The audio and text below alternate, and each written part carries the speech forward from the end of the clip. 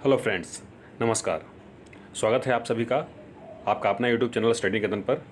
15 अगस्त की आप सभी को हार्दिक शुभकामनाएं। आज का बेस्ट करंट अफेयर है। पहला टॉपिक है जी एचसीएल टेक्नोलॉजी। एचसीएल आप जानते हैं एक आईटी कंपनी है, आईटी फर्म है।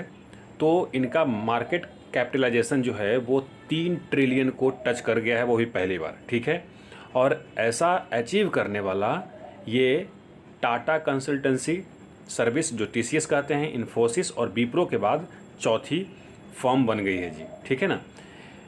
और इंडियन आईटी सर्विस कंपनी के बाद किया जाए रेवेन्यू के हिसाब से तो टीसीएस और इन्फोसिस के बाद ये तीसरा बन गया है एचसीएल टेक्नोलॉजी। एचसीएल टेक्नोलॉजी की बात आई है तो इसके सीईओ हैं सी विजय कुमार और इसका फाउंडेशन हुआ था 1976 में 11 अगस्त को जी। हेडक्वार्टर नोएडा में है। ठीक है, नोएडा आप जानते हैं उत्तर प्रदेश का पार्ट है। चलिए आगे बढ़ेंगे, अगला आर्टिकल देखेंगे। अगला आर्टिकल रिलेटेड है टेक सक्षम से। ठीक है, तो सैप इंडिया और माइक्रोसॉफ्ट के बारे में मैं बताऊंगा आपको, ने मिलकर अनाउंस किया है लॉन्च करने के लिए ज्वाइंट स्किलिंग प्रोग्राम जिसका नाम दिया इन्होंने टेक सक्षम। ये यंग वुमेन स्टूडेंट को क्या करेगा जी, एम्पावर करेगा। ठीक है, इन्होंने टारगेट रखा है 62,000 वुमेन स्टूडेंट को artificial intelligence, cloud computing, web design में ट्रेनिंग देने का जी। बात माइक्रोसॉफ्ट की आई है तो इसका फाउंडेशन 4 अप्रैल 1975 को हुआ था। बिल गेट्स और पॉल एलन, दोनों का नाम याद रखिएगा, पॉल एलन का भी। बिल गेट्स तो आप जानते ही होंगे। हेडक्वार्टर इसका रेडमंड वाशिंगटन डीसी में है जी। चेयरमैन और सीईओ हैं सत्या नडेला, एक इंडियन हैं, और इसके प्रेसिडेंट ब्रैड स्मिथ हैं। टेक्निकल एडवाइज़र हैं बिल गेट्स ही। आगे बढ़ेंगे EFIR। ठीक है, तो मध्य प्रदेश पुलिस देश का पहला राज्य बन गया है जो इलेक्ट्रॉनिक FIR मतलब ऑनलाइन दर्ज करवाएगा, खास करके व्हीकल चोरी के लिए। कैश और आइटम अगर चोरी हो जाती है 1 लाख रुपया तक, मान के चलिए किसी का गोल्ड चोरी हो गया या फिर पैसा चोरी हो गया 1 लाख रुपया तक, और अगर व्हीकल वगैरह गाड़ी चोरी होगी 15 लाख तक, तो वो ऑनलाइन अपना FIR दर्ज करवा सकते हैं। ठीक है, और ये FIR रजिस्ट्रेशन जो फैसिलिटी होगा वो अवेलेबल होगा राउंड द क्लॉक, मतलब हमेशा। लिमिट याद रखिएगा 1 लाख और 15 लाख रुपया। बात मध्य प्रदेश की आई है तो रिवीजन कर लेते हैं फटाफट। 1 नवंबर 1956 को फॉर्मेशन हुआ था इस राज्य का। कैपिटल भोपाल है जी। लार्जेस्ट सिटी इंदौर है। गवर्नर मगुन भाई सी पटेल और छगन भाई बोलते हैं ना, पटेल। सीएम है शिवराज सिंह चौहान। लेजिस्लेटिव असेंबली में 230 सीटें हैं। लोकसभा में 29, राज्यसभा में 11 सीटें। जबलपुर हाई कोर्ट है यहाँ का जी।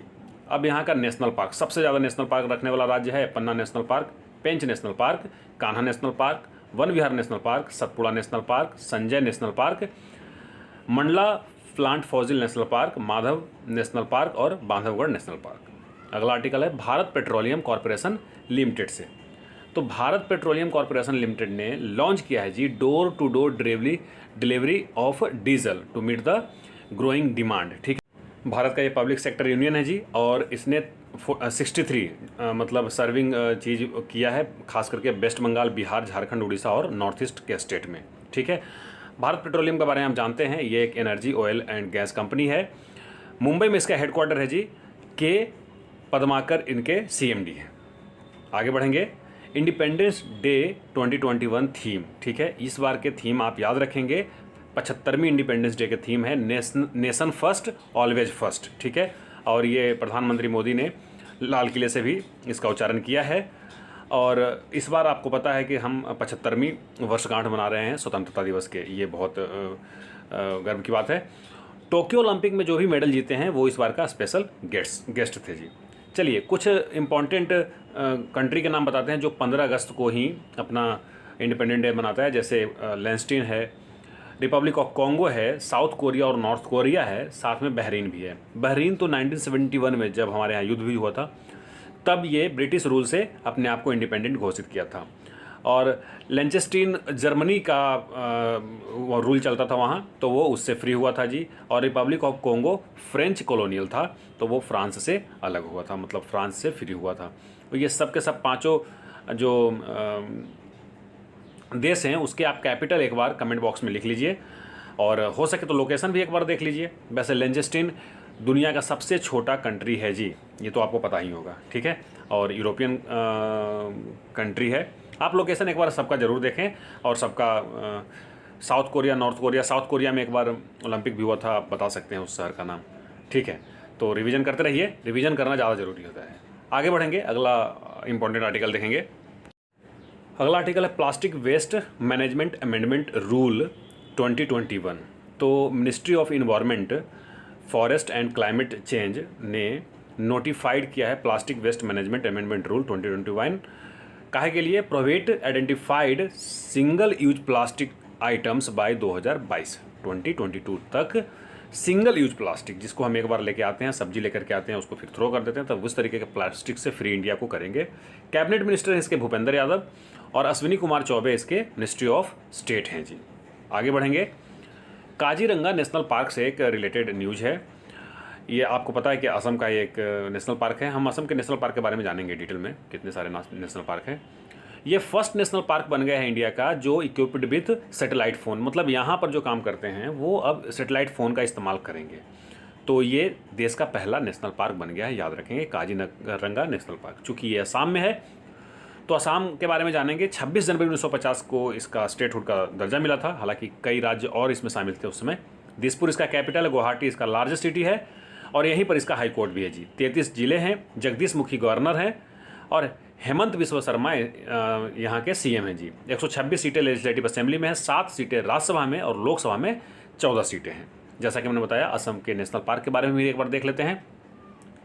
तो यहाँ 7 नेशनल पार्क है, 2 नए बन गए हैं, 5 के बाद 7। तो इंडिया का तीसरा सबसे बड़ा नेशनल पार्क रखने वाला ये राज्य हो गया। मध्य प्रदेश, अंडमान निकोबार के बाद असम। असम में है Orang national park, Manas national park, Nameri national park, Raimona national park अभी अभी जून में बना है जी। Kaziranga national park, Dehing Patkai national park, और डिब्रू साइखोवा नेशनल पार्क, ठीक है। तो दिहांग पटकाई भी जून में बना और रायमोना भी जून में बना है। अगला आर्टिकल है रिन्यूएबल एनर्जी कैपेसिटी का। तो इंडिया जो है रिन्यूएबल एनर्जी कैपेसिटी, खास करके exclude large hydro power plant जो कि वो रिन्यूएबल में नहीं आते ना जी, तो ये 100 गीगावाट इंस्टॉल कैपेसिटी कर लिया है जी। और इस तरीके से इंडिया कुल चौथे पोजीशन पर आ गया दुनिया में in term of renewable energy capacity के, और 5th है इन प्लेस ऑफ सोलर, और 4th इन विंड। तो ये दोनों याद रखिएगा, ये टर्म है, डेटा बेस्ड क्वेश्चन आ सकते हैं आपको।